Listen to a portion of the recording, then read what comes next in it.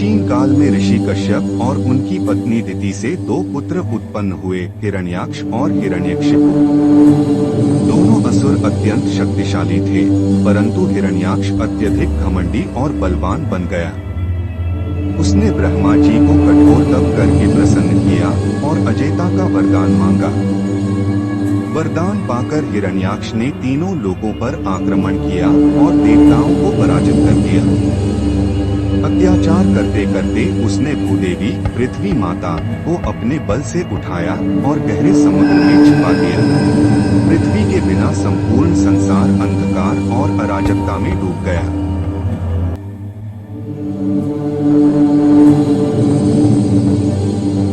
देवता असहाय होकर विष्णु भगवान के शरण में पहुँचे और प्रार्थना करने लगे।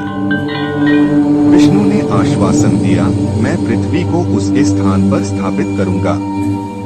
तभी उनके नासिका से एक छोटा सा शूकर सुअर प्रकट हुआ। वह शूकर देखते ही देखते पर्वत के समान विशाल वराह बन गया। भयंकर गर्जना करके वराह सागर में कूद पड़े। समुद्र की गहराइयों में हिरण्याक्ष खड़ा था और उसने भगवान को युद्ध के लिए ललकारा।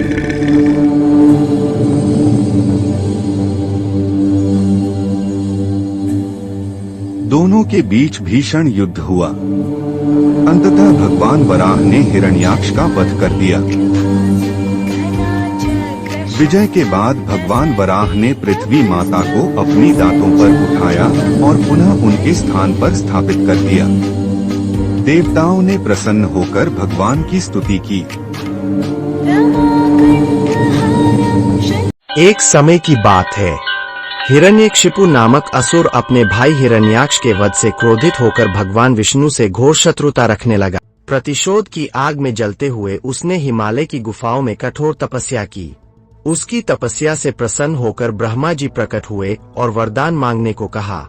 हिरण्यकशिपु ने वर मांगा कि न मुझे कोई मनुष्य मार सके, न कोई पशु, न दिन में मृत्यु हो न रात में, न किसी अस्त्र से न किसी शस्त्र से। ब्रह्मा ने उसकी प्रार्थना स्वीकार कर ली। वरदान पाकर हिरण्यकशिपु अहंकारी हो गया। उसने स्वयं को संपूर्ण ब्रह्मांड का स्वामी घोषित कर दिया और देवताओं को सताने लगा। इसी समय देवताओं ने उसकी पत्नी कयाधु को बंदी बना लिया, जो उस समय गर्भवती थी। इंद्र ने यह सोचकर उसे ले जाना चाहा कि गर्भ में पल रहा शिशु भी असुर होगा और उसे नष्ट कर देना चाहिए। तभी नारद मुनि वहां प्रकट हुए और इंद्र से बोले, यह बालक विष्णु का महान भक्त बनेगा, इसे हानि मत पहुंचाओ।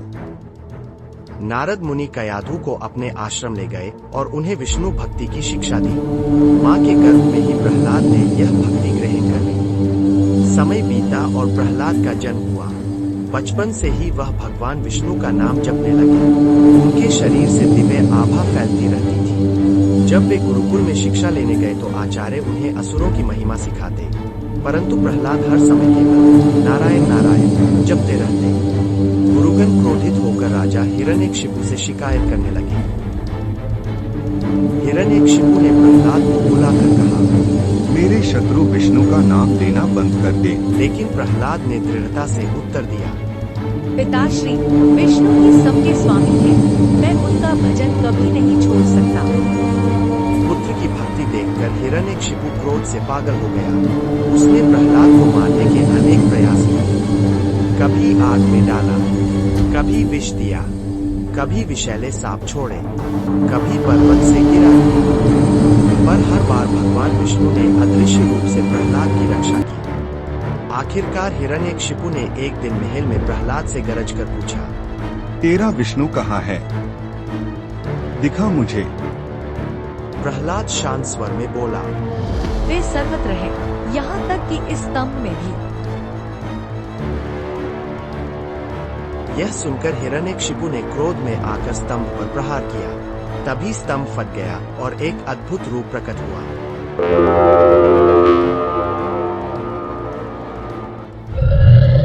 आधा मनुष्य, आधा सिंह, भगवान नरसिंह। संध्या के समय महल की देहरी पर नरसिंह भगवान ने हिरण्यकशिपु को अपनी जांघों पर बैठाकर नखों से चीर डाला। इस प्रकार ब्रह्मा के वरदान की सारी शर्तें भी टूटी और अत्याचारी असुर का अंत हो गया।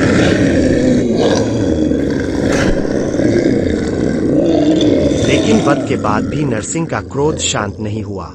उनकी भयानक गर्जना से आकाश और पृथ्वी कांपने लगे। देवता, ब्रह्मा, यहाँ तक कि शिव भी उन्हें शांत नहीं कर पाए। तब छोटे प्रहलाद ने विनम्र होकर भगवान के चरणों में गिरकर प्रार्थना की। प्रभु, आप मेरे रक्षक हैं। कृपया अपने भक्तों पर दया कीजिए और अपने क्रोध को शांत कीजिए। प्रहलाद की सच्ची भक्ति से नरसिंह प्रसन्न हुए। उन्होंने प्रहलाद को उठाकर आशीर्वाद दिया और शांत स्वर में कहा, तुम्हारी भक्ति अमर रहेगी। इसके बाद भगवान नरसिंह ने प्रहलाद को आशीर्वाद दिया। देवताओं ने पुष्प वर्षा की और संपूर्ण जगत में शांति और आनंद